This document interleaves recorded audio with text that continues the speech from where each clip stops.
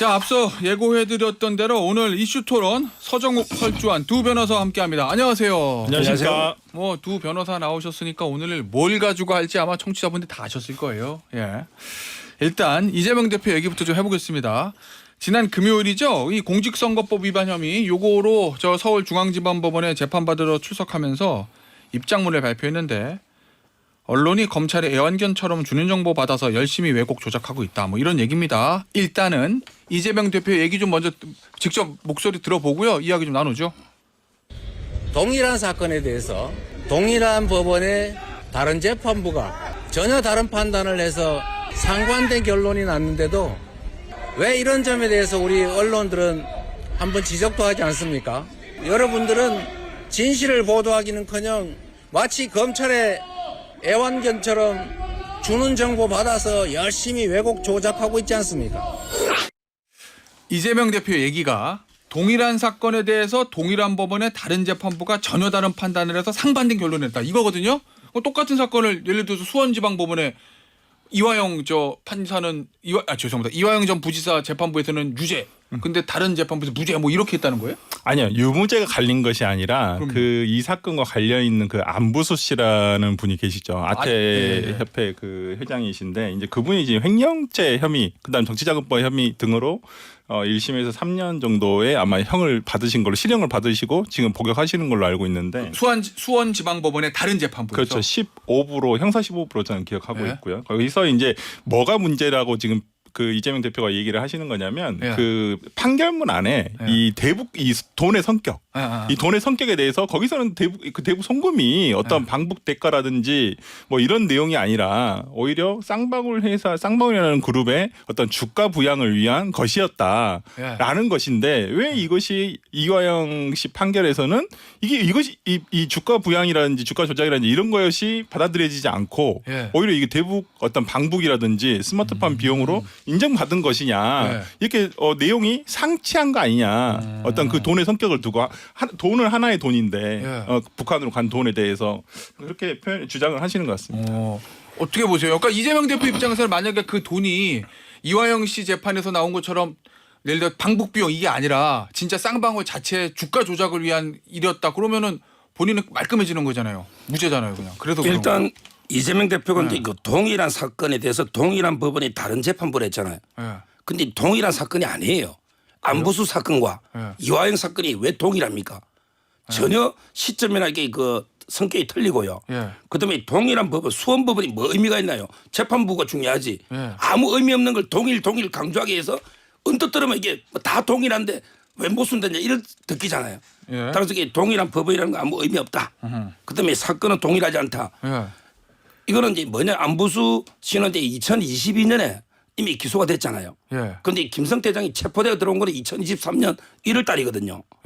그래서 이제 그 안부수 회장은 이제 그때 수사 결과에 따라 기소했고 이걸 항소심에서 공장을 바꿨어요. 항소심에서 검찰 안부수 씨 공장을 바꿨어요. 그러면 그런데요. 그런데 이재명 대표 그걸 이야기 안 하잖아. 거기는 보면 이게 방북 대가다. 이런 게 공장이 바뀌어가 변경 허가돼 줬습니다. 항소심 법원이 왜 그 이야기를 안 합니까? 잠깐만 지금 안부수 씨 지금 확정됐어요? 항소심 항소심 중인데 재판이 모르겠습니다. 저도 그 재판 아직 진행이 안 되고 있는 것은 사실인 것 같아요. 그러니까 공소장 변경까지는 돼 있는 것 같고요. 지금 뭐 계속 재판이 되고 있다는 기사는 제가 지금 확인을 못 해봤는데 공소장 변경이 됐다라는 것까지는 저도 수원지검에서 발표한 입장문이 보도로서 저는 확인을 한 것 같습니다. 자 그러면은 하나씩 보자고요. 그러니까 이재명 대표가 언론이 검찰이 저 밝히는 대로 받아쓴 애완견이다라고 표현한 게 지금 그 돈의 성격 이거에 대해서 제대로 보도하지 않았다 뭐 이런 얘기인 거잖아요. 근데 일부 언론 보도 보면은 이게 일부 언론 보도하고 저희 SBS 보도에 대해서 좀 판단이 좀 다른데 일부 언론이 뉴스타파입니다. 뉴스타파 보도에서는 안부수 씨 1심 판결에서 들어있는 범죄 사실 부분에 보면 이게 이제 주가 상승 자금이다. 이렇게 얘기했다라는 거고 거기에 대한 저희 SBS 판단은 이거는 보도는 법원의 판단이 아니고 검찰의 공소장을 가지고 범죄 사실을 적시한 거다. 요 얘기거든요. 어느 게 맞는 얘기예요? 그러니까 판결문을 보면 우리가 이제 판결문 쭉 보다 보면 범죄 사실이라 해가지고 이제 그 내용이 나와요. 검찰의 주장. 예. 그 다음에 이제 재판부의 판단이라 해서 판단 항목이 나와 있죠. 검찰의 주장에 대해서 변호인이 항변한 것을 그렇죠. 법원이 항변한 판단하는 그 거죠. 주장에 대해서 마지막에 이제 판단이라 해가지고 이렇게 나오게 돼 있잖아요. 거기에서 이제 나왔는데 거기서는 이제 그 안부수씨 판결이라든지 이런 부분에서 그 부분 대북 송금의 성격, 어떤 주가 조작이라든지 이런 부분에 대해서는 없다라는 거죠. 아, 법원은 판단하지 않았다. 예, 범죄 사실 내용 중에 있다는 것인데 예. 일단은 1심 판결문 기준으로 아마 이재명 대표가 얘기를 한 것 같고요. 2심은 아직 확정된 게 아니지 않습니까? 이제 공소장은 변경됐지만은 이제 그런 부분과 관련해 아직 미확정의 판결이기 때문에 저는 뭐 이재명 대표가 뭐 일부러 얘기를 하지 않았다라기보다는 아직 이제 일단은 1심 판결문 가지고만 얘기를 하신 것 같습니다. 그럼 일단 우리도 팩트 체크를 해보면 안부수씨 1심 판결문 보면 그 돈이 주가 조작용으로 쓰인 거다. 예를 들면 주가 조작 자금이라고 쉽게 표현할게요. 그게 법원이 판단이 아니라 쟁점에 대해서 법원이 판단한 게 아니라 검찰 공소장에 그렇게 써 있어서 범죄 사실을 그냥 그렇게 쓴 거다. 지금 이제 1심 판결은? 안부수 씨는요. 예. 일단 이제 돈을 북한에 준 거 그 동기가 별로 중요한 쟁점이 아니에요. 예. 이화영은 중요하죠. 왜냐하면 이게 경기도나 이재명 대 방북이니까. 그런데 안부수 씨가 돈을 2018년 12월 하고요. 2019년 1월이에요. 이거 전혀 전이에요.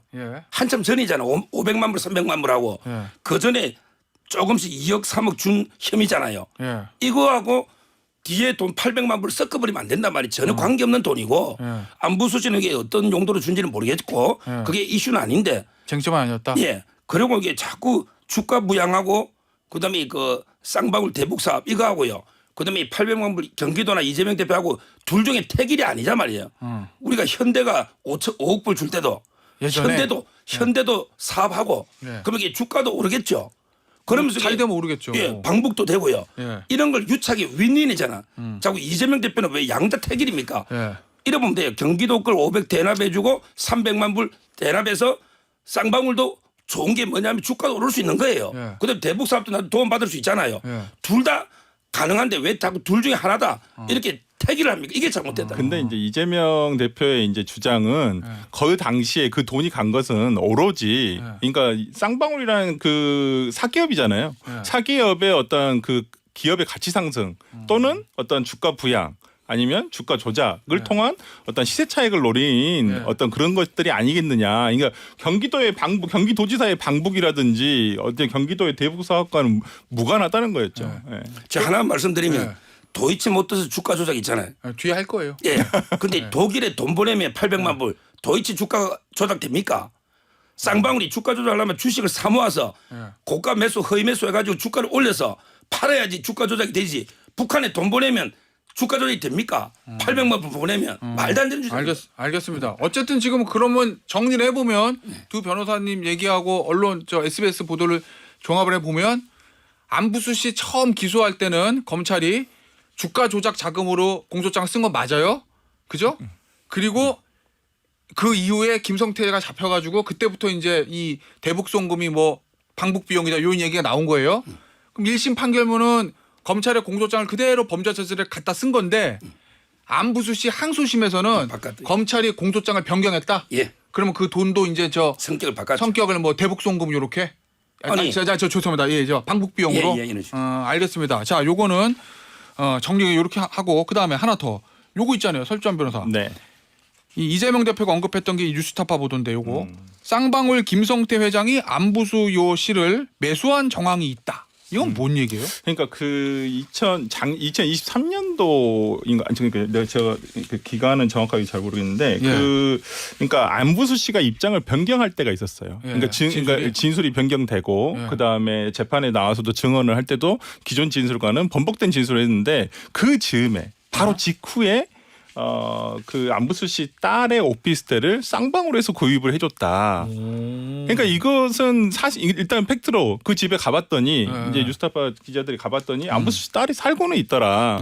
그래서 그 쌍방울과 이 쌍방울이 자신들에게 유리하게 하기 위해서 어떤 안부수 씨의 진술에 대해서 어떤 회유를 한 것이 아니겠느냐. 뭐 이런 얘기를 지금 하고 계시는 그러니까 거죠. 진술 번복 예를 들면 이후에 진술 번복 이후인지 이전에 그 대가로 그 즈음 그러니까 고도의 개연성이 있다라고 볼 수 있다는 거죠. 그렇게요. 자, 그런데 여기에 대해서 저희 SBS 보도는 이런 겁니다. 다만 안 회장은 그보다 앞선 지난해 2월 검찰 조사에서 이미 대북 송금 혐의를 인정했던 것으로 알려져서 안 회장의 진술을 바꾼 배경이고 오피스텔 때문인지 요거는 좀 더 조사가 필요해 보인다. 요거 이제 SBS 보도 내용이에요. 이거 어떻게 봐요, 서 변호사? 일단 딸한테 이제 주택을 제공했다고 돼 있는데 뭐 몇 억짜리를 사서 준 건지 네. 아니면 이게 그냥 잠시 사는 건지 네. 그걸 구체적인 금액이나 있잖아요. 매매인지 아니면 임대차인지 모르잖아요. 예. 따라서 이건 조사를 해봐야 되는 거고 그 전에부터 진술이 바뀐 건 맞고요. 예. 그다음에 요 정도 이게 딸한테 뭐 집에 살게 돼서 말을 바꿀 정도로 이게 그런 사건이 아니잖아요. 우리나라를 뒤흔드는 엄청난 사건이잖아요. 예. 그럼 이게 매수하려면 어떻게 딸한테 그 집을 뭐 사주는지 뭐 어떻게 했는지 모르지만 예. 이걸로 이게 매수합니까? 몰래 돈을 주는 것도 아니고 말이 안 되잖아요. 이건 왜 그러냐면 이게 그 처음에는요. 안부수시나 김성태도 처음에는 이게 이재명 대표를 보호해주고 어떻게 숨기려 했죠. 근데 증거들이 너무 많이 나오니까 차고 넘치니까 이제는 이게 더 이상 한계가 달하잖아요. 예. 따라서 이제 진실 하나하나 밝힌다. 이래 보면 돼요. 알겠습니다. 자, 그리고 요거 하나만 더 짚어보죠. 이 국정원 문건이요. 이거 사실은 이화영 씨 1심 판결 나온 뒤부터 민주당 의원들 인터뷰하면 이 얘기를 굉장히 많이 했거든요. 박지원 의원 전 국정원장도 요 문건 얘기를 했어요. 바로 저랑 인터뷰할 때. 그런데 내용을 보면 국정원 블랙요원 말로만 듣던 국정원 블랙요원이 작성한 보고서에 보면 쌍방울이 주가 조작 대가로 일주일에 50억 원씩 북한의 정찰 총국의 이호남 씨에게 지급하기로 했는데 했다. 요 이호남 씨의 발언이 이호남의 발언이 국정원 기밀문건에 나온다는 거예요. 그러면은 국정원에서도 대북 송금이 이게 돈 준 게 주가 조작용이다. 요렇게 네. 국정원 블랙요원에 작성한 문건이 있는 건데 왜 재판부가 이걸 무시하고 김성태 씨 진술에 의존해 가지고 이거를 주가 조작이 아니라 방북 대가다 이렇게 판단했는데 이게 이제 이재명 대표 얘기 아니에요? 그렇죠. 이제 국정원 보고서에 이런 내용이 있는데 이거에 대해서 이제 증거 채택을 왜 하지 않았느냐. 그러니까 제일 처음에 증거는 채택은 된 거죠. 그러니까 증거 능력은 있었죠. 예. 그러니까 보고 예. 그것을 판결에 반영하지 않았다는 거죠. 그러니까 그 문건의 내용을 별로 법원에서 안 그러니까 받아줬다. 제일 처음에 뭐 박지원 의원이라든지 장경태 의원이 이걸 뭐 증거로서 채택하지 않았다는 말은 조금 잘못된 표현 같고요. 그러니까 예. 증거 능력은 다 부여가 됐기 때문에 예. 당연히 재판부에서 확인을 했죠. 예. 근데 이제 이거에 대해서 신빙성의 문제를 이제 판사가 재판장이 이제 그 판단을 한 거니까. 근데 예. 이 얘기에서 이제 판사는 그러니까 이건 제 생각인데 이호남 씨의 진술인데 예. 어찌 보면 전원이잖아요. 이호남 씨의 말을 국정원 블랙요원이 듣고 적은 거죠. 네, 근데 그러면 이호남 씨에 대해서 이게 만약에 법정에서 이것이 불러다가 예. 이게 너가 한 말이 맞냐? 라고 확인이 됐다라면 아마 신빙성이 부여됐을 수도 있다고 저는 봐요. 정찰 총국의 이호남이 대한민국 법원의 증인으로. 근데 이 사건에 그러니까 저는 이 쌍방울 사건 그러니까 특히나 이재명 대표가 이제 기소가 된 사건도 네. 저는 마찬가지로 봐요. 이게 제3자가 북한이기 때문에 네. 이거 어떻게 확인하냐 이 말이에요. 이런 부분이 상당히 맹점은 있거든요. 그러니까 사실 제일 정확한 건 북한 불러다가 그렇죠. 이 돈 받았어요? 이호남 씨를 불러야죠. 뭐로 받았어요? 네, 그럼 불러다가 이 진술에 신빙성을 부여를 해야 되는데 그러지 못했다는 부분에서 아마 증거력이 그러니까 증명력이 상당히 떨어진 건 아닌가라는 생각이 듭니다. 그 문건 자체를 법원이 심리를 했는데 거기 있는 말을 했다는 이호남을 확인할 수 없으니 그렇죠. 이 문건보다는 김성태 진술에 신빙성을 뒀다 법원이. 네, 그렇죠. 제가 이제 그 전체 판결문은 2번 봤고요.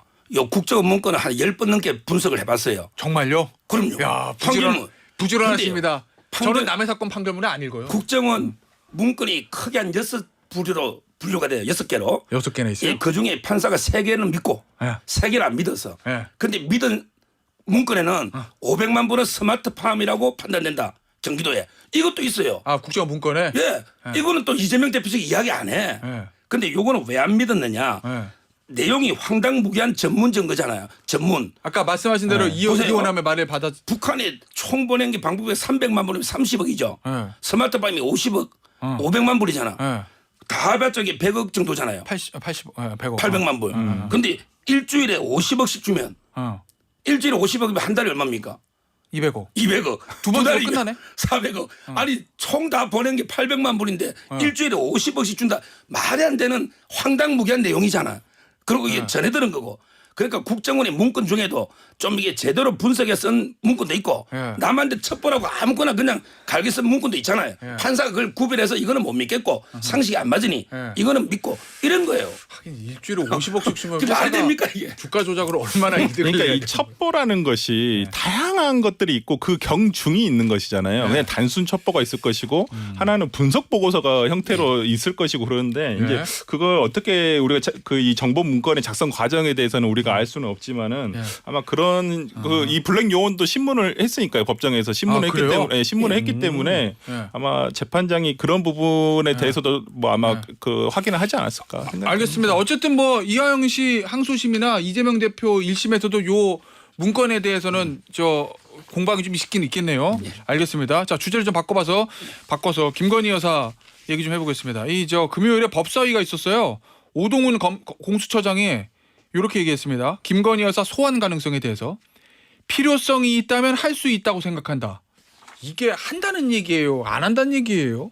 그냥 원칙론대로만 얘기한 것 같은데요. 필요성 없으면 안 한다는 얘기잖아요. 배고프면 밥 먹는다 이거는 비슷한 건가? 그렇죠. 그러니까 근데 저는 공수처에서는 김건희 여사 부르기는 어려울 거라고 봐요. 아, 수사 대상이 아니긴 하구나. 그렇죠. 그러기도 그렇습니까? 하고 네. 차라리 저는 검찰에서 빨리 소환을 하는 게 맞지 않을까. 네. 이원석 총장 계실 때, 그러니까 뭐 지금 뭐 김영란법 과 관련해가지고 아예 뭐 해당 사항 없다라고는 하지만 원육이 예. 그러니까 그렇지만은 저는 오히려 이거 저 아까 지난번에도 제가 말씀드렸지만 알선 수재가 될 확률도 있다는 거예요. 검토를 해봐야 된다는 거예요. 검토를 해봐야 되는데 네. 진술을 들어봐야지 검토를 할 거 아니에요. 근데 진술을 듣지도 않고 아니면 그 어찌면 불성실한 서면 진술 같은 걸로 듣고 이걸 판단을 한다면 저는 오히려 계속 논란을 짚일 수 있기 때문에 빨리 조기 소환한다는 측면에서도 빨리 소환하는 게 낫다 봅니다. 자, 서종욱 변호사. 용산의 기류도 잘 알고 있고 검찰의 흐름 움직임도 잘 알고 있는 서종욱 변호사. 이렇게 띄워드렸으니까 잘 좋은 중요한 얘기를 해줘야 됩니다. 검찰에서 김건희 여사 소환합니까? 검찰을 하려고 하고요. 예. 그다음에 대통령실은 절대 응할 수 없다. 이렇게 지금까지는 알고 있습니다. 예, 그래요? 근데 절대 응할 수 없다라는 게 뭐예요? 서면 조사도 안 된다? 아니면 소환에 응할 수 없다. 서면 조사는 받겠다. 서면은 뭐 보내오면 검토해 볼 수는 있겠는데 예. 이게 왜 그러냐면요. 요거는 이제 녹음이 돼 있는 몰래 카메라가 있잖아요. 예. 그러면 이게 팩트는 어느 정도 드러난 거예요. 그렇죠? 예. 이걸 굳이 불러서 안 물어봐도 팩트는 거의 드러나 있잖아요. 예. 고소장이나 몰카에. 그러면 이게 그 자체가 범죄가 성립될 여지가 있어야 되잖아요. 근데 그게 보면 청탁이 뭡니까? 김창준 의원 뭐 자문위원 그다음에 국립묘지잖아요. 이거는 알선이 될 수가 없어요. 그러면 네. 지금 그럼 범죄 혐의가 없잖아요. 물밑에서는 용산 대통령실은 우리 소환에 절대 응하지 않을 거야라는 의사를 전달했다 검찰에. 아직은 이제 뭐 소환이 안 온 걸로 저는 알고 있으니까. 아직 그러니까 물밑에서 작업이. 그럼 이게 의미상정? 응한다는 게 말이 됩니까? 그러면은 말이 예를 들면 그러면 대통령실 기류가 소환에 응할 수 없다라는 걸 검찰도 알고 있다는 얘기예요?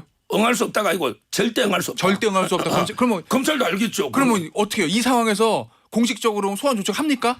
검찰이 검찰이? 있겠죠. 이원석 총장은 자기가 대입 두고 그러면- 해봤자 안 응하면 예. 그럼 이게 어떻게 할 겁니까? 뭐 체포영장을 할 겁니까? 뭐 어떻게 할 겁니까? 아니 그러면 여론은 안 좋아지잖아요. 여론 지금보다 더 나빠지긴 뭐 있어요. 지금도 이게 어차피 나 비판하는 아, 사람 다 이제 비판하고 10% 지지하는 사람 지지하지. 새로 더 나빠질 게 뭐예요? 아유, 보는 시각이 다른 거예요. 자 그러면은 이렇게 되면은 그러면 만약에 검찰에서 소환 요구도 하지 않으면은 속된 말로 비판은 검찰이 받는 건데 검찰이 소환 요구 계속해요? 대통령실 못 나가 이래요? 예. 그럼 대통령실에 비판 요구를 써질 거잖아요. 근데 그걸 정당한 이유를 이제 설명하잖아요. 그래요? 아무 범죄 혐의도 없이 예. 그냥 눈치를 봐가지고 예. 국민 비판 여론 눈치 봐가지고 소환하니까 쉬워잖아 검찰이. 이걸 논리적으로 국민 앞에 설명하고 그러면- 응하지 못하는 이유를 설명해야죠. 특검 여론이 더 커지지 않을까요? 뭐 저건 여론에게 변화가 없다 보는 이미 보고 싶은 것만 서로 보는 이미 우리 국민 여론 반쪽 나 있는 거죠. 예. 어떻게 봅니까 이 의견? 안타깝다 정말. 예. 그래요? 지지율 10% 떨어져요 정말. 그러면 알겠습니다. 일주일 동안에 무슨 일이 있는지 다음 주 이슈 토론에서 좀 다시 짚어보도록 하죠. 이번 일주일 잘 지켜보자고요. 여기서 마무리할게요. 설주환 변호사, 서종욱 변호사였습니다. 감사합니다. 감사합니다.